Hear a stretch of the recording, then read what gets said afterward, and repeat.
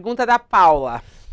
Tem a ver com o Lula, né? A gente até abriu o programa falando sobre isso. Quem chegou por agora pode até voltar para ouvir Reinaldo Azevedo refletindo sobre a fala do Lula, que quer viver até 120 anos, que ele falou isso numa brincadeira ali.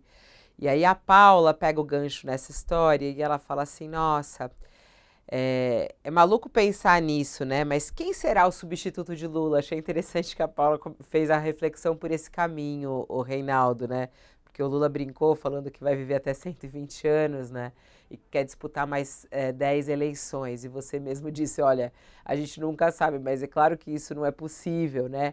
E aí a Paula pergunta, quem você vê como possível substituto de Lula? Você vê algum nome? Não. Não, Lula é insubstituível no seguinte sentido: o PT vai ter que fazer uma outra construção. Não há substituição nesses casos, né? Ele tem uma história única, com um perfil único, e o PT não vai acabar. O PT é um partido que existe, efetivamente.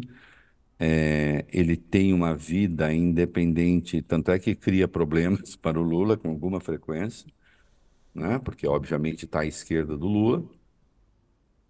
O PT sobrevive, mas precisa ver, ele vai ter de se reinventar. Quando acontecer, vai demorar muito para acontecer, companheira. Mas quando acontecer, é, a trajetória do Lula não se repete mais, né? Com as características, ele tem uma amplitude, ele é mais amplo do que o PT, nós já dissemos aqui, né? Nenhuma outra figura no Brasil teria vencido essa eleição de 2022, só ele, né? E ainda assim nós vimos que foi muito apertado. Na reta final, né? Porque se usou de tudo. Considerando origem, história, trajetória, não tem, não tem, né? O Boulos pode ser essa figura na esquerda. O Boulos pode ter uma trajetória enorme e tal na esquerda, mas é outra coisa. É outra extração, é outro pensamento, é outra origem, isso conta, né? O Boulos, ele é um intelectual. Ele não, que tem origem na classe média alta. Isso aqui não é um juízo de valor, tá? Uma constatação. Independentemente dos valores que ele abraçou depois de sua prática posterior. O Lula não. O Lula vem da ideia da construção de um partido operário. Quando quando o operário era uma categoria política, o que deixou de ser, né, hoje em dia. Mas essa é a origem do Lula. Mas isso ajudou a criar também uma mística e tal.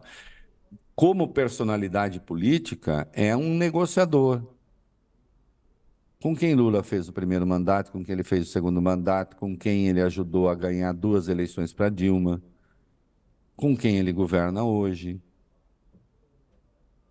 né? Como é que se explica uma figura de esquerda,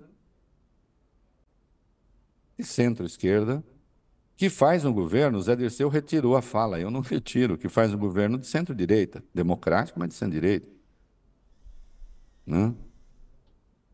Ainda esses dias, o presidente Michel Temer participou de um seminário do Lide, acho, em Nova York. Ele falou que há uma oposição destrutiva no Brasil, mas num dado momento disse que o Lula também não ajudou a pacificar. Eu concordo com a primeira parte, não concordo com a segunda. N- Não aceitarem a pacificação é outra coisa. Mas como é que não aceitou pacificar? É, a ministra do Planejamento é do partido Michel Temer, com a importância que tem. O ministro dos Transportes, com a verba que tem, é do partido Michel Temer. E está cheio de ministros de partidos de direita no governo e de partidos de centro. Isso é um trabalho de pacificação. Agora, pacificar com o bolsonarismo, mas em algum momento o bolsonarismo aceitou alguma forma de pacificação? É que pacificar para eles é não punir golpista, né? Aí não tem jeito, né? Ah, não pacificou com o PSDB, mas o PSDB quer alguma forma, o que restou do PSDB quer alguma forma de pacificação?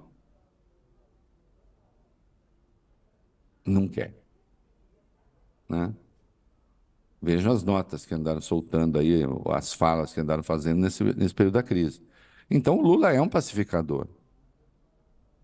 O Lula é um pacificador. Agora, é preciso ver se querem a paz ou querem a guerra, né? Então, mas voltando à coisa, não vai ter outro Lula. Não vai ter outro Lula, não vai ter outro Bolsonaro. Não estou comparando as duas figuras, mas eu estou dizendo cada um não vai ter. Essas coisas elas têm de ser, há substituições e tal, né? De função, mas não de pessoa. Aí não tem jeito, né? O bolsonarismo como tal, eu não sei se sobrevive. A extrema-direita está aí, ela continua, né? Precisa ver, né, quem é o herdeiro. O Bolsonaro hesita muito em escolher alguém porque sabe que, em grande medida, ele mesmo depende desse negócio, né? Aparece um outro sem vínculo direto com ele, né? O PT sobrevive. O Lula não vai ser reposto, né? Mas eu vou ficar até 120 anos, pode ficar tranquila. Ai, ai, ai.